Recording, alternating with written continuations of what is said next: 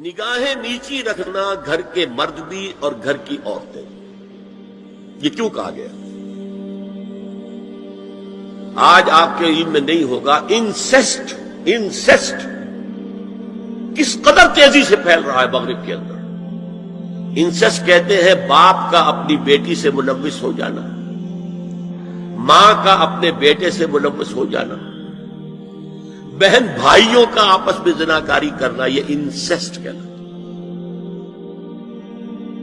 اس وقت امریکہ میں سب سے زیادہ جو پریکٹس ہے وہ سائیکیٹرسٹ کی ہے، بڑی فیسیں ہیں، بڑی دوائیں ہیں، جو فارماسیوٹیکل انڈسٹری ہے اس میں بھی سب سے زیادہ فلرشنگ وہ دوائیں ہیں کہ جو ذہنی امراض کا، اور مجھ سے وہاں کئی سائیکیٹرسٹ نے کہا ذہنی امراض کا سب سے بڑا سبب انسیسٹ ہے۔ بیٹی سے زنا کیا ہے باپ نے، بیٹی کے دل پر جو داغ لگ گیا ہے اس کا دماغی توازن ٹھیک نہیں رہتا۔ بہن سے زنا کیا بھائی نے، اور یہ نہ سمجھیے کہ آپ کے ہاں نہیں ہو رہا، یہ وبا آ چکی ہے۔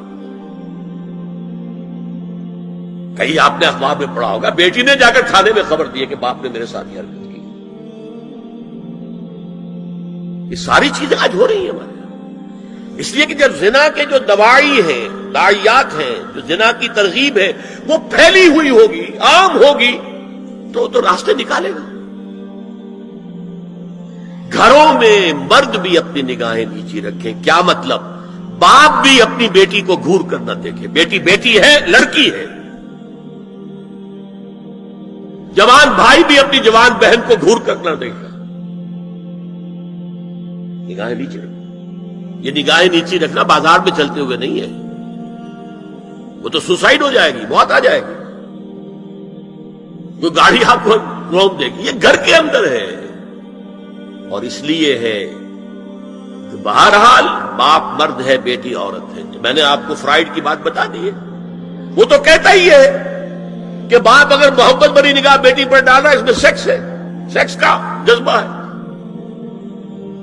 اگر ماں بیٹے پر محبت بھری نگاہ ڈال رہی ہے تو سیکس ہے، ایڈیپس کمپلیکس مشہور ہے اس کا۔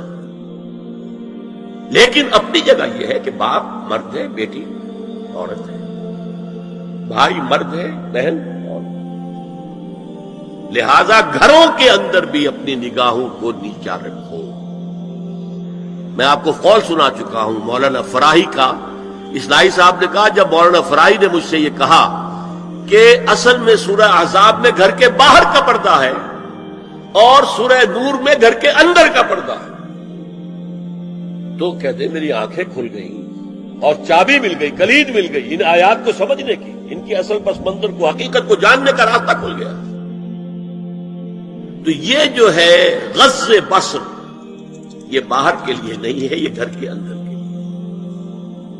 بیٹی کا آخر جوان ہو رہی ہے، اس کے سینے کے اوپر کچھ غبار آ رہا ہے، اس کو گھور کر مت دے، نگاہ نیچے کر۔ قل للمؤمنین یغضوا من ابصارہم ویحفظوا فروجہم ذلک ازکی لہم ان اللہ خبیر بما یصنعون۔ نوٹ کر لیجئے کہ یہ کہاں ہو رہا ہے؟ گھر میں داخلے کے بعد۔ گھر میں داخلہ اجازت سے، اور داخلہ ہوگا صرف محرموں کا، گھر کے اندر جو ہے وہ نامحرم تو نہیں آئے گا۔ یہ میں آگے بیان کر رہا ہوں۔ وَقُلْ لِلْمُؤْمِنَاتِ يَغْضُضْنَ مِنْ أَبْصَارِهِنَّ وَيَحْفَظْنَ مِنْ فُرُوجِهِنَّ، اور کہہ دیجئے مومن عورتوں سے بھی کہ وہ بھی اپنی نگاہیں جھکا کر رکھیں اور اپنی شرمگاہوں کی حفاظت